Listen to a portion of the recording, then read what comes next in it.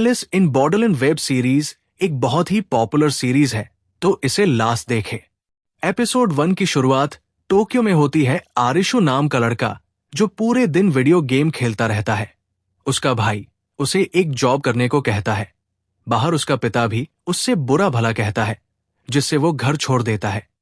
आरिशु के 2 दोस्त हैं। पहला कारुबे जो एक बार में काम करता है, लेकिन अपनी बॉस की पत्नी के साथ पकड़े जाने से उसका बॉस उसे मारकर भगा देता है। और आरिशु का दूसरा दोस्त है छोटा, जो फाइनेंशियली थोड़ा गरीब है और एक जॉब करता है। वे तीनों एक जगह पर मिलते हैं। वहां वे आरिशु के घर छोड़ने और कारुबे के जॉब से निकाले जाने की बातें करते हैं। कारुबे आरिशु से कहता है कि उसे एक जॉब ढूंढ लेनी चाहिए और एक अच्छी लाइफ स्टार्ट करनी चाहिए, तो आरिशु हंसने लगता है, जिसके बाद कारुबे आरिशु को अपने कंधे पर बिठा लेता है और उसे घुमाने लगता है, ये कहकर कि आज उसका इंडिपेंडेंस डे है। नाचते गाते वे सड़क के बीच पहुंच जाते हैं, जिससे वहां पुलिस आ जाती है। वे तीनों पुलिस को देखकर भागते हैं और एक पब्लिक टॉयलेट में घुस जाते हैं।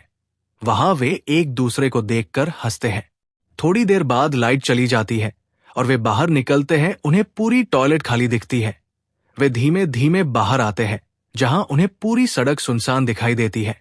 उन्हें एक सिंगल आदमी भी दिखाई नहीं देता है। कारुबे अपने बार में जाता है, जहां वो नौकरी करता था। वहां पर भी उसे कोई नहीं दिखता है। वे तीनों फिर चारों तरफ भाग भाग कर देखते हैं, लेकिन उन्हें पूरा शहर खाली दिखता है। छोटा कहता है कि शायद कहीं कोई इवेंट ना हो। आरिशु और छोटा को पूरे शहर में अकेले होने से मजा आता है, जहां कोई नौकरी नहीं करनी पड़ेगी और जो खाना है वो खा सकते हैं, और वे खुशी मनाने लगते हैं। तभी उनके सामने की बिल्डिंग पर लगी स्क्रीन जलती दिखाई देती है, जिसमें उन्हें गेम के बारे में बताया जाता है और एक बिल्डिंग की तरफ इशारा किया जाता है। वे तीनों उस बिल्डिंग के पास पहुंचते हैं, जिसके बाहर एक कार खड़ी होती है। वे तीनों अंदर जाते हैं और एक दरवाजे के पास जाकर खड़े हो जाते हैं। वहां उन तीनों को फोन मिलते हैं, जिसमें वे कॉल नहीं कर सकते हैं। वे तीनों सोचने लगते हैं कि आखिर उनके साथ चल क्या रहा है।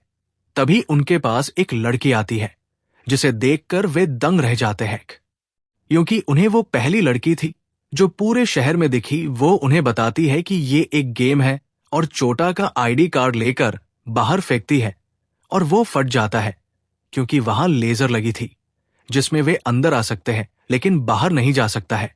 तभी वहां एक लड़की और आ जाती है। फिर एक आवाज आती है जो उन्हें गेम के नियम बताती है। दरवाजा खुलता है और वे एक कमरे के अंदर आ जाते हैं, जिसमें 2 दरवाजे हैं, एक लाइफ का दरवाजा और डेथ का दरवाजा। उन्हें 2 मिनट दिए जाते हैं, जिसमें उन्हें एक दरवाजे चुनना होता है। टाइम खत्म होने लगता है। छोटा को मजा आने लगता है, तो वो उसी फोन से वीडियो बनाने लगता है। 10 सेकंड रहने पर बाद में आई लड़की जल्दबाजी में लाइफ का दरवाजा चुन लेती है और अंदर घुसते ही वो मारी जाती है, जिसे देखकर वे डेथ के दरवाजे में घुस जाते हैं और पीछे वाले कमरे में आग लग जाती है। कमरे में आकर वे डर जाते हैं कि ये कैसा गेम है जिसमें सच में मारे जा रहे हैं। अब वे दरवाजा खोलने में डरते हैं। वे सोचते हैं कि पहले डेथ का दरवाजा सही था, तो अब लाइफ का दरवाजा सही होगा, और कारुबे लाइफ का दरवाजा खोल देता है। वे फिर से बच जाते हैं। कमरे में जाकर कारुबे आरिशु से कहता है कि वो पूरे दिन गेम खेलता था, अब यहां पर वो अपने दिमाग लगाए। लेकिन आरिशु कहता है कि वो गेम था, ये डेथ है, और वो कुछ समझ नहीं पा रहा। तभी उसे बिल्डिंग के बाहर खड़ी कार की याद आती है। आरिशु उस कार की लंबाई से उस बिल्डिंग की लंबाई और चौड़ाई कैलकुलेट कर लेता है, और शुरू में उसने बिल्डिंग का नक्शा भी देख लिया था। तो वो एक कागज पर रूम मैप बनता है और पजल सोल्व करके सही रूम चूज करते हैं। लास्ट रूम में पहुंचते ही आरिशु को अपनी कैलकुलेशन के हिसाब से सामने कोई दरवाजा नहीं दिखता, बल्कि साइड में 2 होते हैं।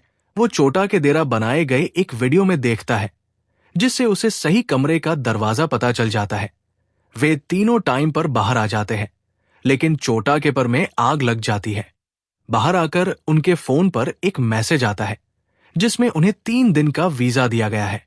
तभी वहां एक आदमी आता है और कहता है कि अब उसे ये गेम नहीं खेलना है, और उन्हें बताता है कि इस गेम का कोई अंत नहीं है और आज उसका वीजा भी खत्म हो रहा है। तभी एक लेजर लाइट उसके सर पर पड़ती है और वह मर जाता है। लड़की उनसे कहती है कि उनके पास 3 दिन का वीजा है और अगर मरना नहीं चाहते हो तो उन्हें ये गेम खेलते रहना होगा।